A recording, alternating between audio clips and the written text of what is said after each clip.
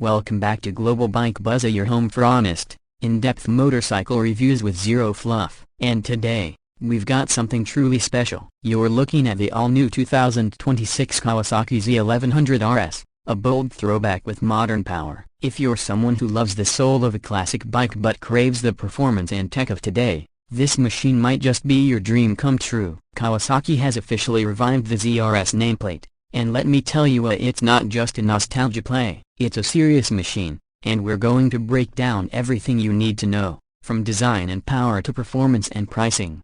At first glance, it's pure vintage muscle. The styling cues scream late 70s and early 80s, but everything is executed with premium 2026 level precision. Up front, you're greeted by a round LED headlight housed in a classic chrome-style casing, perfectly framed by a minimalist front cowl and those upright, almost squared-off handlebars. The LED unit blends that timeless aesthetic with modern function, a bright, clean light with a DRL ring around the lens that looks stunning at night. The front forks are finished in brushed aluminum, giving that raw, mechanical look. Even the front fender is sculpted to match the old-school vibe while being lightweight and functional. Moving to the side profile, the bike looks long and muscular, with the tank stealing most of the attention. It's a teardrop-shaped masterpiece, finished in Kawasaki's iconic lime green, with pinstriping and the Z1100 RS badge that pays homage to the original Z1R. The body lines are clean and deliberate. There's no excess plastic, no clutter, just metal,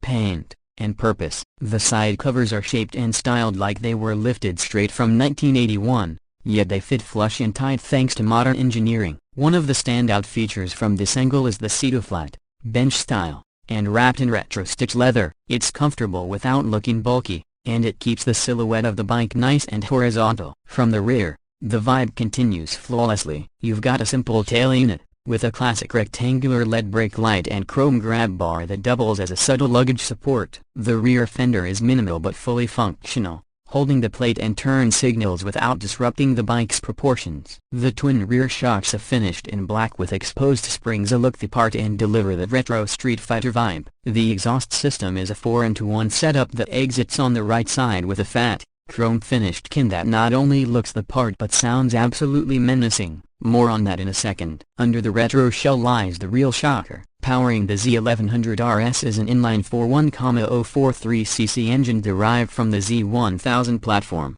but retuned for smoother torque delivery and better low-end response. Kawasaki didn't just copy and paste the Motora, they refined it. The engine now makes 136 horsepower and around 81 pounds-feet of torque, and it's tuned to give that meaty mid-range push that suits both spirited street riding and laid-back weekend cruising. It revs high, but you never feel like you need to chase the red line to enjoy it. The exhaust note is deep, classic, and unmistakably four-cylinder, something sorely missing in many modern retro bikes that opt for twins or parallel setups.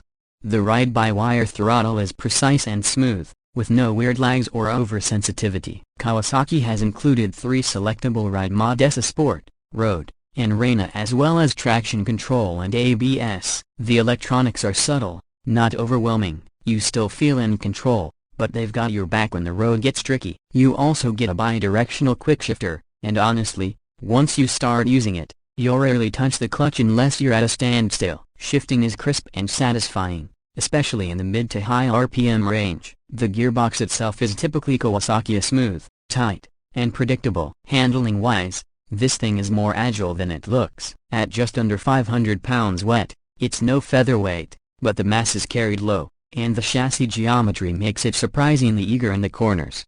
The steel trellis frame provides just enough flex to give you feedback without feeling twitchy. Up front, you've got fully adjustable Showa SFFBP forks, and in the rear, those dual shocks aren't just for looks, they're fully tunable as well. It's not track-ready aggressive, but it handles like a refined street bike that knows how to have fun. The front wheel is a 17-inch cast aluminum unit, paired with radio-mounted Brembo calipers and dual 300mm discs. Braking power is sharp and predictable, with great feel through the lever. The rear uses a 250mm disc and provides solid modulation for low-speed maneuvering. The ergonomics are beautifully neutral. The upright bars and mid-mounted pegs strike a balance between comfort and control. The seat height comes in around 31.5 inches, which should be manageable for most riders without making taller folks feel cramped. It's a bike you can ride daily and still look forward to taking out on the weekends. Wind protection is minimal by design, but the small front cowl and upright riding position help deflect just enough breeze at highway speeds to reduce fatigue without compromising the bike's look.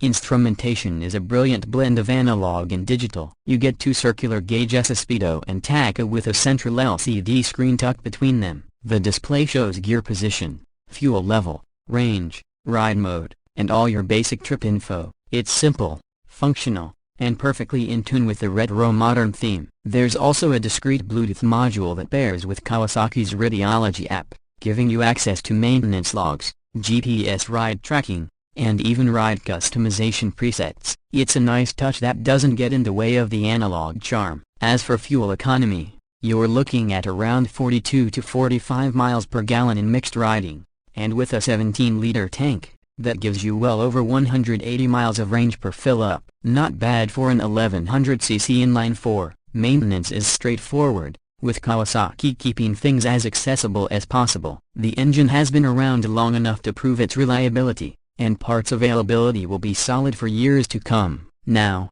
let's talk price. Kawasaki is positioning the 2026 Z1100 RS as a premium heritage bike, and the MSRP reflects that. It's launching at around $13,999 in the US, putting it above middleweight retros like the Honda CB1100 or Yamaha XSR900, but below exotic entries like the BMW R9 or Triumph Thruxton Final Edition. Considering the performance, features, and overall build quality, it feels like a fair price for what you're getting. There will also be a limited edition variant in the original Fireball orange paint scheme with polished engine covers and a numbered plate, but that version is expected to retail closer to $15,000 and will be capped at just 1,000 units worldwide.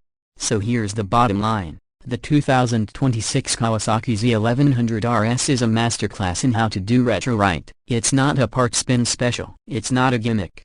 It's a full-sized, full-powered motorcycle that just happens to look like it rolled off a showroom floor 40 years ago. But when you ride it, there's no mistaking the modern engineering at play. It's fast, composed, and dripping with character. For riders who grew up admiring the Z1 or who just want that classic vibe without giving up modern convenience, this might be the perfect bike.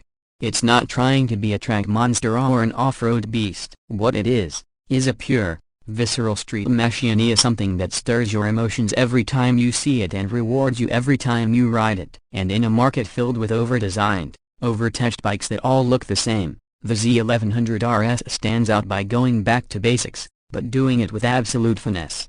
Thanks for tuning into Global Bike Buzz. If you enjoyed